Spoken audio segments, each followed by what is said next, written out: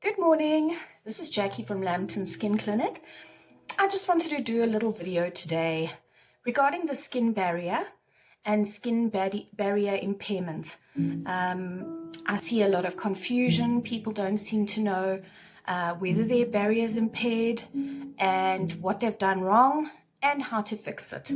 So I would like to just touch on the point first that if you wake up and your skin is red, inflamed, or inflamed in certain areas, like I find my clients are inflamed here and specifically here. This can be perioral dermatitis, but very often the barrier function seems to, the impairment shows here, or a little bit on the cheekbones. It shows up as redness, flaking, peeling, tiny little water pustules. Very rarely is it an acne sort of look. The acne look is normally more of an infection and not normally the impaired skin barrier. And that's a warning sign to let you know that you've eaten through you've got a lipid bilayer over your skin. And unfortunately, all of our actives, if used incorrectly or if used in excess, are going to eat through that lipid bilayer that is there to protect the skin from infection, basically, or damage. That is the basic function of the skin. So I'd like to go through what I think the common mistakes are, and then how to fix them and how to repair the function of the barrier, and then going forward a good routine so that you don't end up in this position again where you have to hold off on your actives. Okay, so you've woken up this morning, his face is irritated. The first way to tell if your barrier is inflamed is normally either applying your creams, a moisturizer, your day cream or whatever, and suddenly feeling tingling, burning sensation. If you can already see it's inflamed, take a little bit of your cream and feel it, and if it's irritated, you know you've impaired your barrier. And if you know you've thrown a lot at your skin in the last couple of days, you know that you've impaired your barrier. Okay, so now we've woken up, barrier is now impaired. What are we not going to do? We're going to put away our glycolics and our salicylics, any kind of glycolic, salicylic, lactic, any acid except for hyaluronic acid is going to be put away for 7 to 10 days. You're going to put away your retinols. No, I know it hurts. Your retinols, and you're going to put away your vitamin C's. Any of your actives that you use on a daily basis, you are going to put them to the back of the shelf until you have a healthy barrier again. So these are all going to be put on hold. And what you're going to do is, if you're using a very harsh cleanser, I love a salicylic acid cleanser. So if my barrier is very, very impaired or irritated, I then change to something like a balm cleanser, which is a moisturizer as well as a cleanser. So it seems to leave you with less dryness. There are various different, either a cream cleanser or a balm cleanser will work nicely for you. Then you've got your naked skin. Now, what to do with this impaired barrier? So I like to use any form of barrier cream that has ceramides, hyaluronic acid, glycerine. All of those things are there to build up your barrier again. So I have this Cream Classique. This is my go-to. You can see I've hardly used it because I tend to keep my barrier in a very good condition, and I'll let you know what I do. So that's the one I go to, but there are so many different products out there. Another one I want to mention is I started the Korean skincare, and I really do like this Mixsoon. It's a bean essence serum and a bean essence cream, also very calm and gentle on the skin. I tend to put that on in the morning, and if I'm still impaired, then I'll put on something like a good SBR or my go-to, which is the skin barrier cream.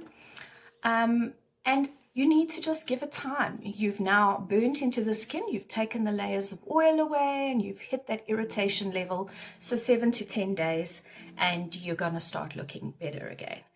A good sign is when you put your moisturizer on again and you don't feel that zing, sting, or redness on your face, then you know you're ready.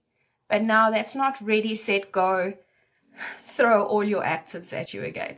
I want to just let you know that when my clients come in to see me, I want to see everything they use on their skin, literally everything. Even sometimes their Stay Soft or their Omo or whatever they're using. And they come in here with this 12-step routine of layering, C's on top of A's, on top of niacinamide, on top of kojic acid. It's a nightmare. You've got to think the best is just keep it simple. Just keep it simple. 3 steps is ideal for a night. So it's your cleanse, a serum of some kind. I'm going to tell you my routine, and then something to seal it in. This layering, I think, is what's causing a lot of the impairments in our barriers and irritation. And we're throwing so much at the skin that we're also not looking at our skin and saying, oh, okay, what does it need? What am I trying to achieve here? Because with myself, I'm trying to achieve an anti-aging healthy skin. So with that, I'm going to be definitely throwing retinol at it. I'm definitely going to be putting peptides and hyaluronic acid. And I love my my peels, my beta hydroxy peels done monthly, but only if my barrier is healthy. Okay, so there are various methods. There's the layering method on the skin, but then you wake up the next morning and you're irritated. And how do you know which layer of active you've put on your face is the one that's irritated your skin? It's just too much. Go back down to basics and start. I would recommend a lovely way of looking at it is skin cycling. So I say to my clients, choose how many nights you want to cycle for. So if you've got lots of products and lots of money, then you've got 7 nights of cycling. Most of my clients go for about a 4-night cycle. So you start with your retinol. I use an allotycin cream, which is the strength, the prescription strength vitamin A. And I'm also not a cowboy that does it every single night. I respect my barrier. So it'll be night 1, I'll do my allotycin or retin-A or retacnol or whatever you want to call all the vitamin A products. And then after that, I will just seal it in with a good night cream, of which I've got so many. So this is a Dermacare that I use, and that'll just be my popping it over to create a little bit of moisture once the retinol has gone in. Night 1. Night 2, rest night. So I then on my rest night will use something like a hyaluronic acid serum or anything that's got calming. I can do this mixune bean essence. I can do any calming. I could do a niacinamide on that night if my barrier is healthy enough. And then night 3, wham bam with vitamin C, and then again a sealing cream. And then you can even go on the next night doing so you've done your C, then you need a rest night again. So think of it like a calming night where you just put on an SBR or a night cream of any kind. And then the following night, I could give it a salicylic acid peel. So you can go on, but try and do the cycling so that your skin is not always in trauma, if you get it that way. So have a night of like action, a night of rest, a night of action, a night of rest. And that is the best way to keep your barrier doing what it's supposed to do. And then I don't think I've mentioned, so products, treatments to do when your barrier is impaired are very minimum.